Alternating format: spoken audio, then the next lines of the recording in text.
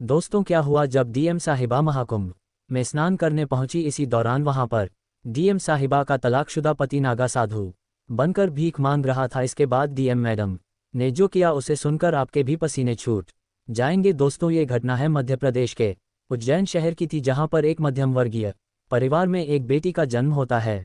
परिवार में पहले भी बहुत सारी लड़कियां जन्मी हुई थी और वापस से एक और लड़की का जन्म हो जाता है तो लड़की के माता पिता और दादा दादी सभी मायूस हो जाते हैं और दुखी रहते हैं। सभी को बेटा चाहिए होता है, लेकिन बेटी के जन्म होने पर सभी लोग खुश होने के बजाय दुखी नजर आ रहे थे। इसके बाद समय आगे बढ़ता है। बच्ची का नाम रानी रखा जाता है और रानी के पिता का नाम दिनेश और उसकी मां का नाम रामकन्या था। रानी बचपन से ही पढ़ाई में बहुत तेज थी। वह उज्जैन के ही सरकारी स्कूल में पढ़ाई करती थी और हमेशा सबसे ज़्यादा नंबर लाकर पास हुआ करती थी। कई बार उसके स्कूल के सर और मैडम उसके माता पिता से कहा करते थे कि आपकी बेटी पढ़ाई में बहुत तेज है और इसका दिमाग भी काफ़ी अच्छा है, आप इसे आगे खूब पढ़ाना। ही है आगे जाकर एक अच्छी नौकरी करेगी, इसका भविष्य काफ़ी उज्जवल होगा। लेकिन उसके पिता हमेशा कहते थे कि यह तो एक लड़की है, इसे क्या आगे पढ़ाना, ये पढ़ लिख कर क्या करेगी, इसको तो ससुराल जाकर चू चौका ही संभालना पड़ेगा, इसलिए इसे पढ़ाने की कोई ज़रूरत नहीं है। लेकिन उसकी माँ अपने पति से लड़ाई झगड़ा करके रानी को हमेशा पढ़ाती आई थी। धीरे धीरे समय आगे बढ़ रहा था। रानी 10वीं कक्षा में पढ़ाई कर रही थी और उसकी उम्र करीब 16 वर्ष की थी। तभी रानी की समाज के कुछ लोग रानी के लिए रिश्ता लेकर रानी के माता पिता और दादा दादी के पास आते हैं। लेकिन रानी यह सुनकर काफ़ी दुखी हो जाती है, क्योंकि रानी की उम्र अभी लगभग 16 वर्ष ही थी। उसके पिता तो काफ़ी खुश नजर आ रहे थे, क्योंकि लड़के वाले काफ़ी आमिर खानदान के थे और उनको जल्दी से रानी की शादी करके फ्री भी होना था। रानी के दादा दादी भी रिश्ते के लिए तैयार हो जाते हैं, लेकिन रानी की माँ अभी भी दुखी थी। सभी लोग रानी के बिना हाँ और बिना नाक और ना ही रानी की पसंद पूछते हैं और रिश्ते के लिए हाँ कर देते हैं। लड़के की उम्र करीब 19 साल की थी और रानी की केवल 16 साल की थी जब रा को यह बात पता चलती है कि उसकी शादी के लिए रिश्ता तय कर दिया है और कुछ दिनों में उसकी शादी भी तय होने वाली थी। तो वह बहुत दुखी हो जाती है और वह अपनी माँ से कहती है कि माँ, मुझे आगे पढ़ाई करनी है, मुझे अभी 11वीं और 12वीं की परीक्षा भी देनी है, मैं आगे पढ़ना चाहती हूँ, मुझे शादी नहीं करना है। लेकिन उसकी माँ भी क्या करे, वह भी मजबूर थी। उसके सास ससुर और पति के आगे उसकी एक नहीं चलती थी। एक दिन वह अपने पति से कहती है कि अभी रानी शादी नहीं करना चाहती है, अभी उसे पढ़ना है तो उसे पढ़ाई करने दीजिए, इसकी शादी हम बाद में करवा देंगे। तो रानी के पिता रानी की माँ को खूब मारते हैं और खूब प्रताड़ित करते हैं और कहते हैं कि तू ही लड़की को बिगाड़ रही है, बड़ी होकर यह किसी लड़के के साथ भागकर शादी कर लेगी और मेरा नाम समाज में डुबा देगी, इससे अच्छा है मैं आई इसकी शादी करके अपनी समस्या से छुटकारा पा लूँ। ये सुनकर रानी काफ़ी दुखी होती है, अपनी माँ को मार खाता देखकर अब भी पिघल जाती है और शादी के लिए हाँ कर देती है। इसके बाद उसकी 10वीं की परीक्षा होती है, जहाँ वह काफ़ी अच्छे नंबर लाकर पास होती है। इसके बाद उसकी शादी की तारीख पास में आ जाती है, जहाँ पर उसका बाल विवाह हो रहा था। ना चाहते हुए भी यह शादी उसे करना पड़ रही थी। शादी के अगले दिन वह अपने पति से बात करने की कोशिश करती है, लेकिन उसका पति रानी को आंख उठाकर भी नहीं देखता है और ना ही उसके करीब जाता है। शादी होने के पश्चात भी दोनों में केवल दूरियां ही थी। रानी उसके सास ससुर और घर के अन्य लोगों की सेवा करती थी। वह सुबह जल्दी उठकर खाना बनाती थी, घर की साफ सफाई करती थी और उसके सास ससुर धीरे धीरे समय के साथ साथ उसे प्रताड़ित करने लग गए थे।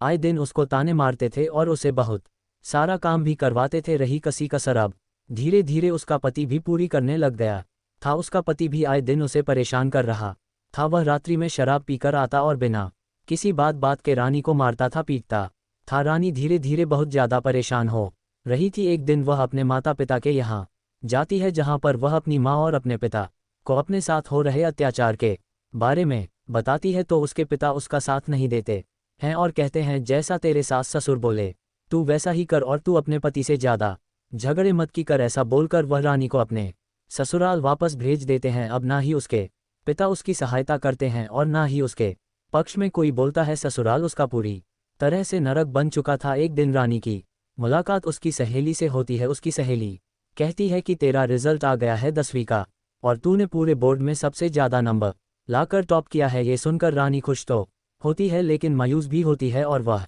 अपनी दोस्त के सामने फूट फूट कर रोने लग जाती है। उसकी दोस्त शिवानी रानी से पूछती है कि क्या हुआ, पूरे जिले में टॉप किया है, पूरे प्रदेश में टॉप किया है, फिर तू रो क्यों रही है। तो रानी अपनी तू आप बीती बताती है और कहती है कि मुझे तो आगे पढ़ाई करनी है और मुझे एक बड़ा अफसर बनना है, लेकिन मेरे ससुराल वाले मुझे बहुत प्रताड़ित करते हैं, मुझसे खूब काम करवाते हैं और मेरा पति मुझे रोज रात में खूब मारता है, खूब मेरी पिटाई करता है। ये सुनकर शिवानी भी रोने लग जाती है और कहती तू है कि तू कब तक इस नरक में रहेंगी, एक ना एक दिन तो तुझे इससे बाहर आना ही पड़ेगा, वरना तू ऐसे जी जी कर था दिन मर जाएगी, ये दिन तुझे हार्ट अटैक आ जाएगा। इससे अच्छा है तू आगे की पढ़ाई जारी रख, 11वीं की परीक्षा दे और आगे तू 12वीं भी कर और आगे जाकर एक बड़े अफसर बन। तू अगर ऐसे ही नरक में रहेंगी तो तेरी पूरी जिंदगी तू कैसे बिताएगी। शिवानी रानी का काफ़ी उत्साह बढ़ाती है और कहती है तू आगे पढ़ाई कर, तेरे बहुत बड़े सपने थे, आखिर क्या हुआ तेरे उन सपनों का। इसके बाद रानी काफ़ी गहरी सोच में पड़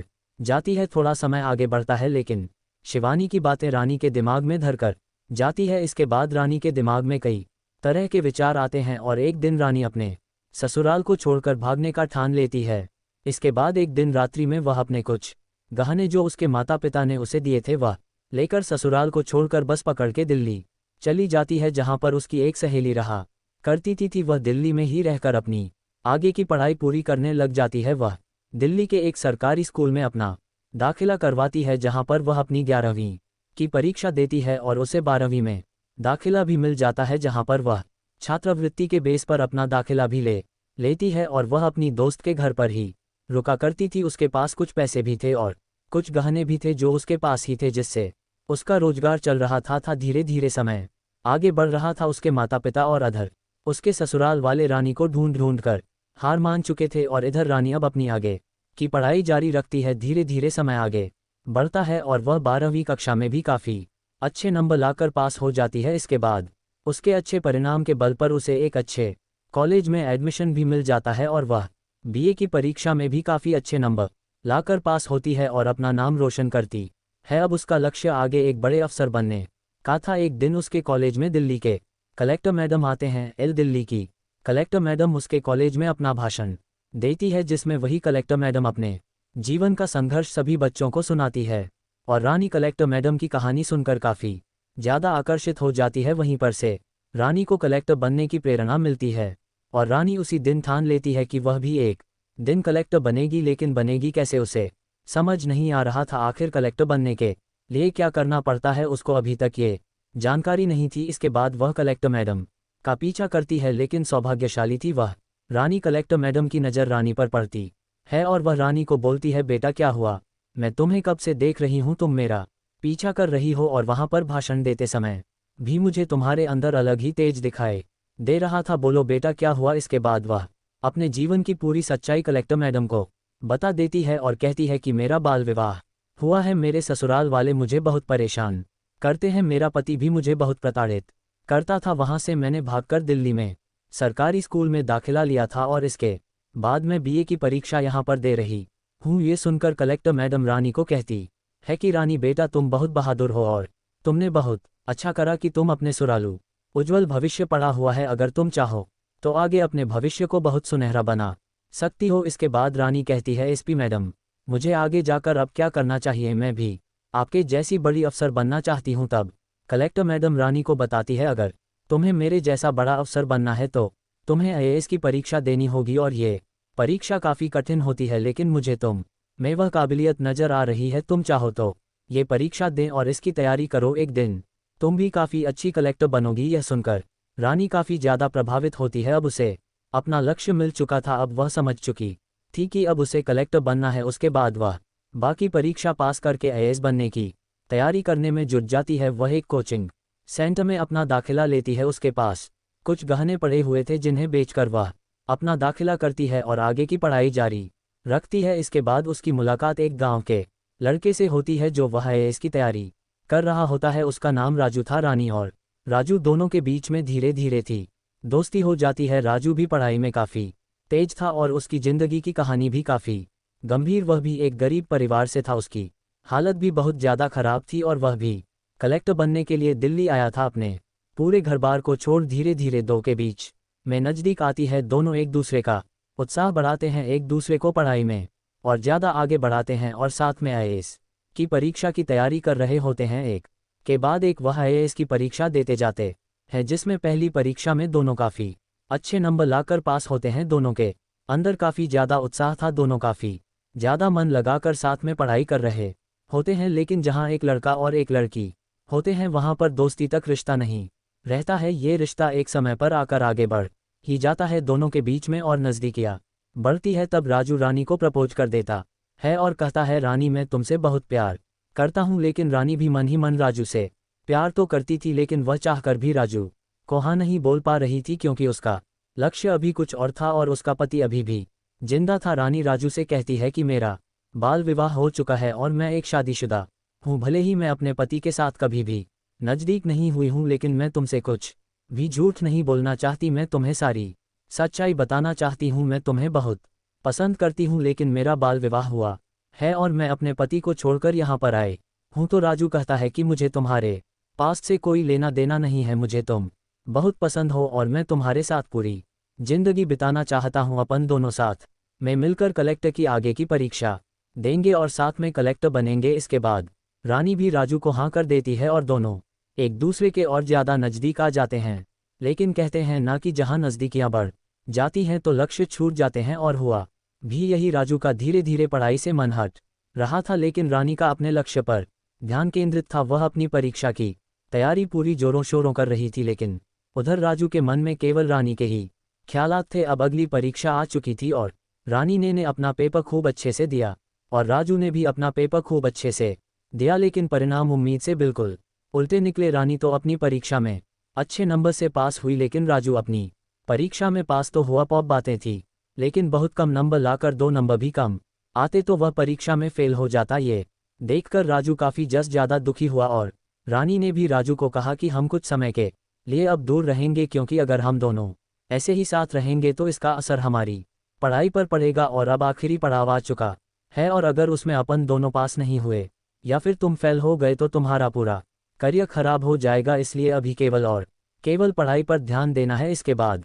दोनों फैसला करते हैं कि वे दोनों जब तक कलेक्टर नहीं बन जाएंगे तब तक एक दूसरे से मुलाकात बात नहीं करेंगे। अब दोनों एक दूसरे से अलग हो चुके थे और दोनों अलग रहकर पढ़ाई कर रहे थे। दोनों ने कस्में खा ली थी कि जब तक दोनों कलेक्टर नहीं बन जाएंगे एक दूसरे का मुंह नहीं देखेंगे। इसके बाद आगे की परीक्षा की तैयारी शुरू करते हैं और परीक्षा की तारीख आ जाती है। यह आखिरी परीक्षा थी। अगर इस परीक्षा में दोनों पास हो जाते हैं तो उन्हें फिर इंटरव्यू देना होगा, और उस इंटरव्यू में अगर वे पास हो जाते हैं तो वे कलेक्टर बन जाते हैं। दोनों काफ़ी मन लगाकर परीक्षा देते हैं और परीक्षा के रिजल्ट बारी थी और परीक्षा का रिजल्ट रानी का तो खूब अच्छा रहा, और उधर राजू का क्या हुआ पता नहीं चला। इसके बाद अब रानी का इंटरव्यू था। रानी अपना इंटरव्यू देने गई थी और उसने अपने सभी इंटरव्यू में पूछे गए सवालों के काफ़ी अच्छे से जवाब दिए। अब समय केवल परिणाम का था। सुबह वह जल्दी उठी, नहा धोकर और भगवान को अगरबत्ती दीपक लगाया। तब उसका दरवाज़ा जोर जोर से खटक रहा था, तो उसने अपने दरवाजे की कुंडी खोली। तब सामने राजू खड़ा हुआ था। वह बहुत खुश दिखाई दे रहा था। राजू ने कहा, मुबारक हो, तुम कलेक्टर बन गई हो, तुमने पूरे जिले में टॉप किया है। ये सुनकर रानी बहुत ज़्यादा खुश हो जाती है और राजू को गले लगाकर बहुत रोने लगती है और कहती है, तुम्हारे रिजल्ट का क्या हुआ। तब राजू कहता है कि मैं तो 3rd अटेम्प्ट में भी फेल हो गया था और 4थे अटेम्प्ट में भी फेल हो चुका हूँ। ये सुनकर रानी बहुत ज़्यादा मायूस हो जाती है और कहती है, मुझे माफ़ कर दो। लेकिन राजू कहता है, कोई बात नहीं, तुम तो कलेक्टर बन गई हो ना, मैं उसमें ही खुश हूँ। दोनों एक दूसरे के गले लगते हैं। इसके बाद रानी राजू से कहती है कि मैं डीएम के पद पर नियुक्त होने से पहले तुमसे शादी करना चाहती हूँ, लेकिन उससे पहले मुझे कानूनी तौर पर मेरे पति से तलाक लेना पड़ेगा। वह अपने पति को तलाक का नोटिस भी जारी करती है, लेकिन उधर से कोई जवाब नहीं आता है। इसके बाद धीरे धीरे समय आगे बढ़ता है। राजू और रानी दोनों अंग में रहने लगते हैं। वे अब भी शादी नहीं कर पा रहे थे, क्योंकि रानी का अपने पहले पति से तलाक नहीं हो रहा था। इतने में उसकी पहली पोस्टिंग होती है, जो कि उत्तर प्रदेश के लखनऊ शहर में होती है, जहां पर वह अपना कार्यभार संभालना है। अब सबसे पहले वह अपनी माँ से मिलने जाती है। अपने घर जाकर वह सबसे पहले अपनी माँ को ढूंढती है। अंदर किचन में से उसकी माँ बाहर आती है तो वह देखती है कि सामने उसकी बेटी खड़ी हुई है, जिसके सर पर ईपी की टोपी लगी हुई थी। वह देखकर बहुत खुश हो जाती है और अपनी बेटी रानी को गले लगा लेती है और कहती है, बेटी तू कहाँ गई थी, इतने साल हो गए, तू कहाँ थी। तब रानी कहती है, माँ मैं दिल्ली गई थी और वहाँ पर मैंने खूब पढ़ाई करी और आज मैं कलेक्टर बन गई हूँ। ये सुनकर उसकी माँ बहुत ज़्यादा खुश हो जाती है और वह अपने पति को बुलाकर लेकर आती है, जहाँ पर रानी के पिता अपनी बेटी को देखते हैं तो वह खूब रोने लगते हैं और कहते हैं बेटा मुझे माफ़ कर दे। इस समाज में बेटियों के साथ इतना गलत होता है जिसके चलते मैंने तेरी नाबालिग अवस्था में ही शादी करवा दी थी। तेरे ससुराल वालों ने तुझे बहुत प्रताड़ित किया था, फिर भी मैंने तेरी एक नहीं सुनी थी। आज मुझे खूब एहसास हुआ है। उसके पिता रो रो कर रानी से माफ़ी मांगते हैं और रानी अपने दोनों माता पिता को गल लगा लेती है और कहती है कि तुम मेरे साथ चलो, अब हम अच्छे घर में रहेंगे। इसके साथ रानी के माता पिता भी अब रानी के साथ रहने लग जाते हैं। धीरे धीरे समय आगे बढ़ता है और प्रयागराज में महाकुंभ मेले का आयोजन हो रहा था। तब रानी की माँ रानी से कहती है बेटा अगर तुम्हें तुम्हारे काम थोड़ी सी फुर्सत मिल जाए तो प्रयागराज वहाँ कुंभ चलते हैं। तो रानी अपनी नौकरी से 2 दिनों की छुट्टी लेकर प्रयागराज जाती है महाकुंभ मेले में। यह महाकुंभ सदी का सबसे बड़ा महाकुंभ था। कुंभ मेले की रियां भी शुरू हो रही थी, जहां पर खूब साधु आए हुए थे। कई सारे चमत्कारिक साधु भी आए हुए थे। डीएम मैडम अपनी माँ और अपने पिता के साथ महाकुंभ मेला घूम रही थी। वह गंगा नदी के घाट पर पहुंची जहां पर स्नान किया जा रहा था। तभी वहां पर अचानक से एक नागा साधु आता है और वह डीएम मैडम यानी कि रानी के पेड़ पकड़ने लग जाता है। तो रानी उन साधु महाराज को देखती है और कहती है कि आप मेरे पेड़ क्यों पकड़ रहे हो। तो वह साधु महात्मा अपने मुंह से राख हटाते हैं। तो रानी ये देखकर चौंक जाती है, क्योंकि वह साधु की ओर नहीं बल्कि रानी का पहला पत्र। रानी कहती है आप साधु के रूप में कैसे। तब वह साधु यानी रानी का पति कहता है कि जब तक तुम मेरे साथ थी तो मैंने तुम्हारी कदर नहीं करी। मैं तुम्हें रोज पिटता था, लेकिन जब तुम मुझे छोड़कर चली गई तो मुझे तुम्हारी बहुत कमी महसूस हुई।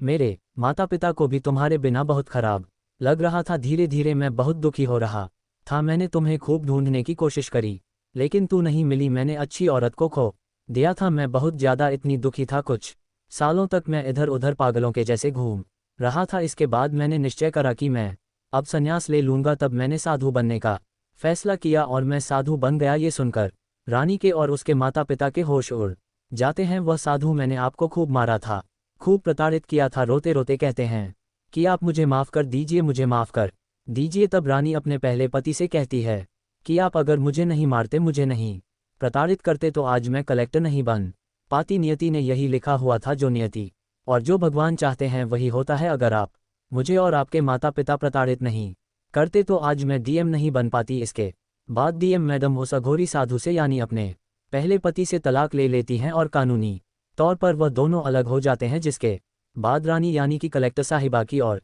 राजू की दोनों की शादी होती है और दोनों खूब प्रेम पूर्वक रहते हैं। दोस्तों, तो आज की इस वीडियो में जो घटना बताई है उस घटना से आपको क्या सीख मिलती है। हमारे देश में आज भी कई ऐसी जगह है जहां पर बाल विवाह होता आ रहा है। कई लड़कियों के माता पिता अपनी बेटियों के बचपन में ही विवाह तय कर देते हैं और उनकी शादी कर देते हैं। कई बच्चियां अपने सपने को तोड़कर अपने ससुराल में रोटी बनाती हैं। आपकी इस पर क्या राय है कमेंट में बताएगा जरूर, और इस घटना को लेकर आपके क्या विचार है बताएगा जरूर, और वीडियो को लाइक जरूर कर दे। धन्यवाद।